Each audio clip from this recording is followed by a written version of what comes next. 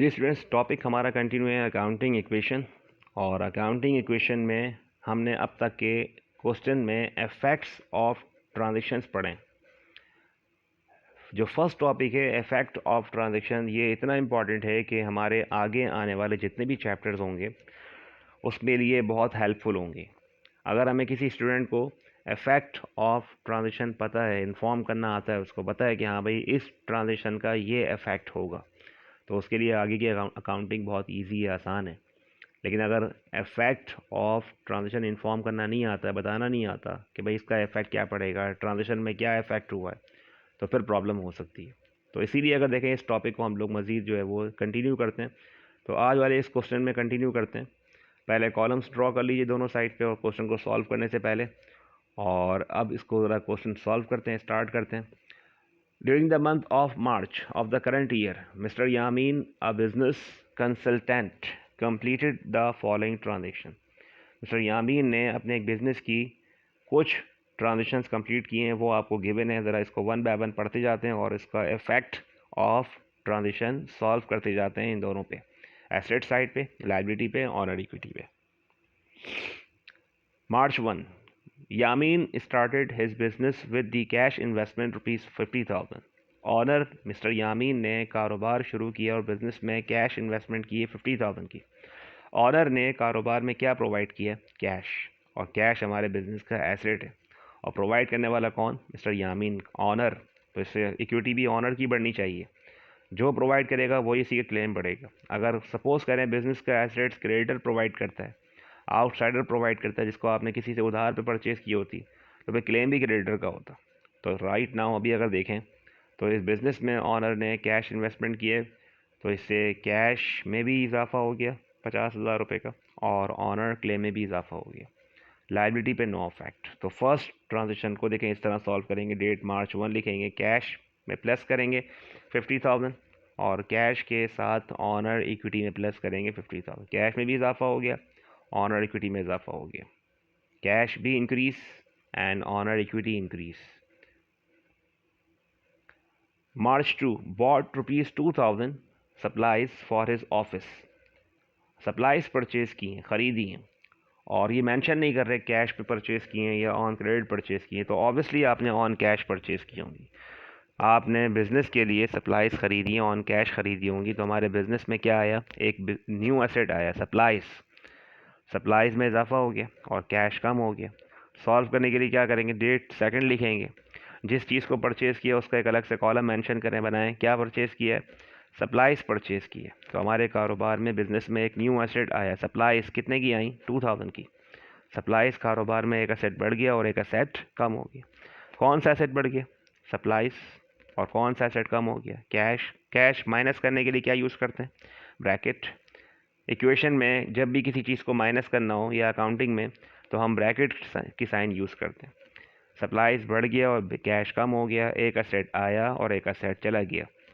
क्या आया बिज़नेस में? सप्लाइज कारोबार में आया है, कितने रुपए का? 2,000 का, और कैश कारोबार से गया। लायबिलिटी पे नो इफेक्ट, ऑनर इक्विटी पे नो इफेक्ट। चले बैलेंस कर लेते हैं।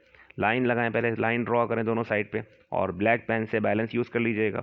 50,000 बिजनेस में कैश था, 2,000 कैश पे करके आए शॉपकीपर को, सप्लाइज को। तो कितना बचा कैश रिमेनिंग? 48,000। सप्लाइज कितनी है? 2,000 है। लायबिलिटी क्या है? 0। ऑनर इक्विटी कितनी है? 50,000। देखिए बैलेंस जब करेंगे दोनों साइड मेंटेन करनी है आपने। इक्वेशन को सॉल्व करने के लिए आपने दोनों साइड ही कंटिन्यू करनी है। अगर आप सिर्फ एक साइड कंटिन्यू करेंगे और दूसरी साइड छोड़ देंगे तो फिर वो इक्वेशन आपको समझ में नहीं आएगी। तो इक्वेशन समझने के लिए दोनों साइड पे आपने इसको सॉल्व करना है।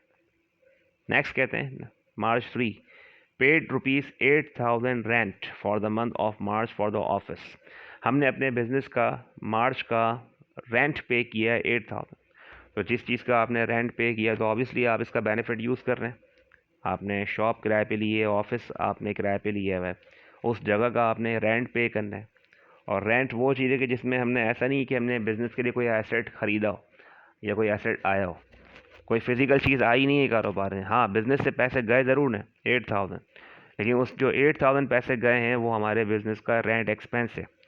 और हम पहले ही डिस्कस कर चुके हैं कि रेवेन्यू कमाने से, अर्न करने से ऑनर इक्विटी बढ़ती है, और एक्सपेंसेस पे करने से ऑनर इक्विटी माइनस होती है। तो आज हमने रेंट पे किया तो इससे क्या होना चाहिए, कैश भी माइनस, कैश भी कम कर दें 8000 से, और ऑनर इक्विटी माइनस कितने से, 8000 से, बाकी दोनों पे नो इफेक्ट लगा दें। तो कैश भी माइनस कर दें, ऑनर इक्विटी माइनस कर दें, और जब जब एक्सपेंस पे करेंगे इससे हमारे बिजनेस के एसेट भी कम हो जाएंगे, ऑनर इक्विटी भी कम हो जाएगी। लाइन ड्रॉ कर लेते हैं, दोनों साइड पे बैलेंस लगा लेते हैं, बैलेंस कर लेते हैं। कैश था 48,000, 8,000 माइनस कर दें, कैश कितना बच गया 40,000। सप्लाईज कितने की हैं 2,000 से, लाइबिलिटी क्या है 0। ऑनर इक्विटी थी 50,000, ऑनर का क्लेम कारोबार में था इससे पहले 50,000, लेकिन 8,000 से ऑनर इक्विटी कम हो गई है एक्सपेंस पे करने से।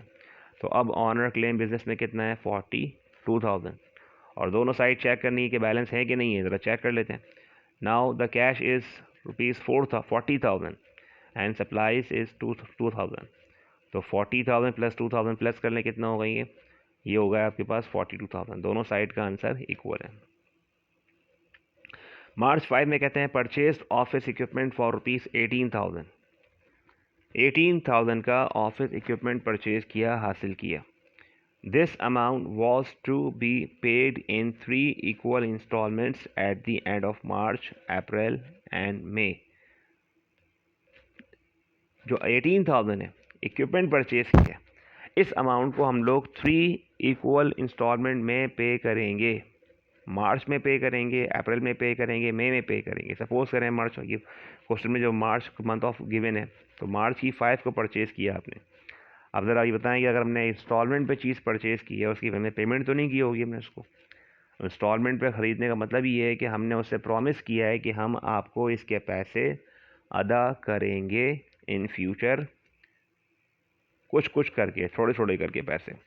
तो जो थोड़े पैसे आपने देने हैं 18,000 में से, सपोज करें, अब ज़रा इसके अगर 3 में डिवाइड कर लें, 18,000 को डिवाइड बाई 3 करें तो कितना आएगा 6,000, 6,000, 6,000, यानी 6,000 हमने पैसे देंगे आपको हर महीने। फ़िलहाल तो अभी आपने क्या किया है, 18,000 की इक्विपमेंट परचेज़ किया है, तो कारोबार में इक्विपमेंट में इजाफा हो गया 18,000 का, और लायबिलिटी में इजाफा हो गया। फ़िलहाल राइट नाउ जो आपकी इंस्टॉलमेंट की रकम है 6,000, 6,000, 6,000, उसका भी कोई ताल्लुक़ नहीं है। अभी 18,000 का इक्विपमेंट परचेज़ किया, तो इससे क्या होना चाहिए, इक्विपमेंट में इजाफा हो गया 18,000 का, और लायबिलिटी में इजाफा हुआ कितने का 18,000 का। बाकी सब पे नो इफेक्ट शो कर दें, और इसके बाद लाइन ड्रॉ कर लेते हैं, इसको बैलेंस कर लेते हैं। कैश था 40,000 और सप्लाईज 2,000 है।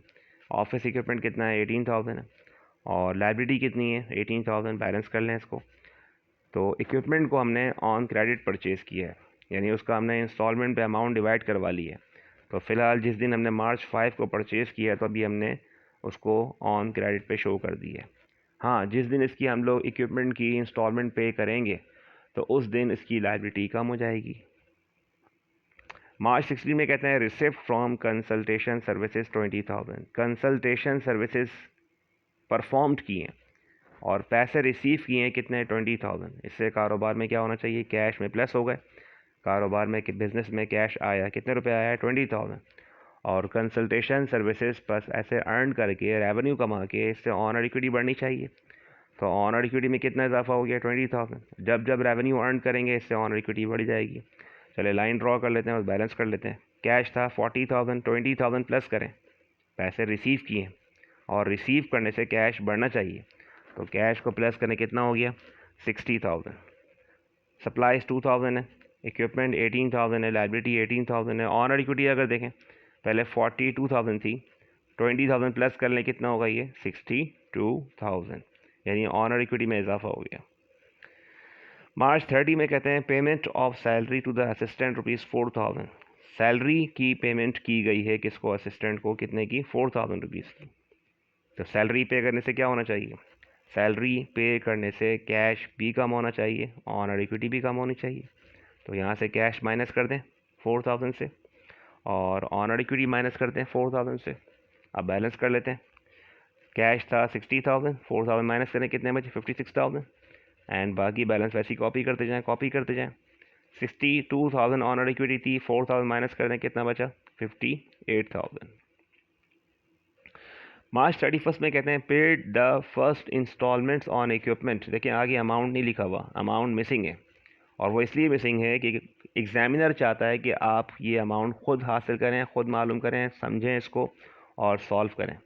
अब यहाँ पे अमाउंट अगर नहीं लिखा हुआ तो कंफ्यूज होने की ज़रूरत नहीं है, बल्कि 18,000 की हमने अगर इक्विपमेंट परचेज़ किया था और डिसाइड ये हुआ था कि हम 3 इंस्टॉलमेंट में पैसे देंगे, तो ज़रा 18,000 के 3 हिस्से कर लीजिए, तो मालूम हो जाएगा कि आपको हर एक इंस्टॉलमेंट कितने रुपए की देनी है।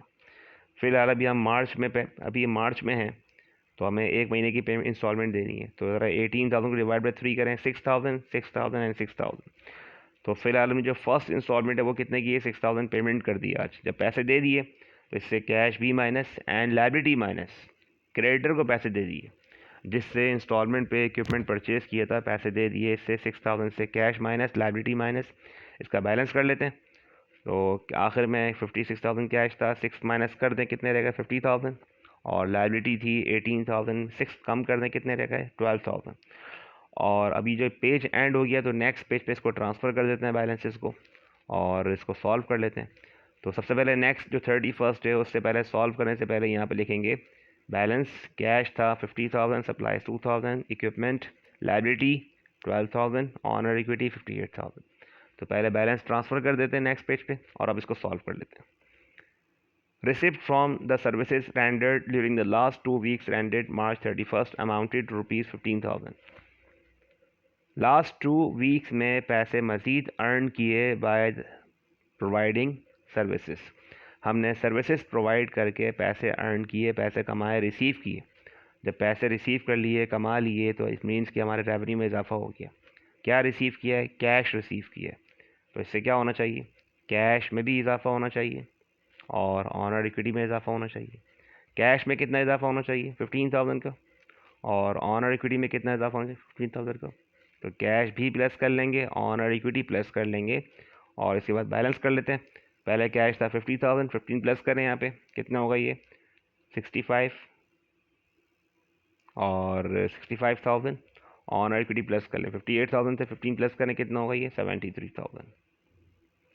लास्ट कहते हैं mister March 31st Jiya withdrew 6,000 cash for his personal use. Personal use के लिए बिजनेस से पैसे विड्रॉ किए 6,000। क्या विड्रॉ किया है, कैश विड्रॉ किया। ऑनर अपने बिजनेस से पर्सनल यूज़ के लिए पैसे वगैरह विड्रॉ कर सकते हैं, तो इससे कैश भी माइनस कर देंगे, ऑनर इक्विटी माइनस कर देंगे। ऑनर इक्विटी माइनस क्यों, जब ऑनर कारोबार में पैसे प्रोवाइड करता है, इन्वेस्टमेंट करता है, तो आप क्लेम बढ़ाते हो।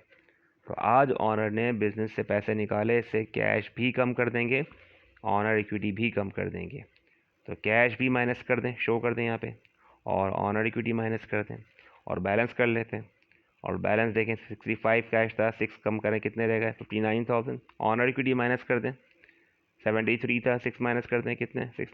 अब यहाँ जो 6,000 माइनस हुए ये एक्सपेंस की वजह से माइनस नहीं हुए, बल्कि बिज़नेस से जो ऑनर ने पैसे विड्रॉ किए हैं फॉर पर्सनल यूज़ इसलिए माइनस हुए।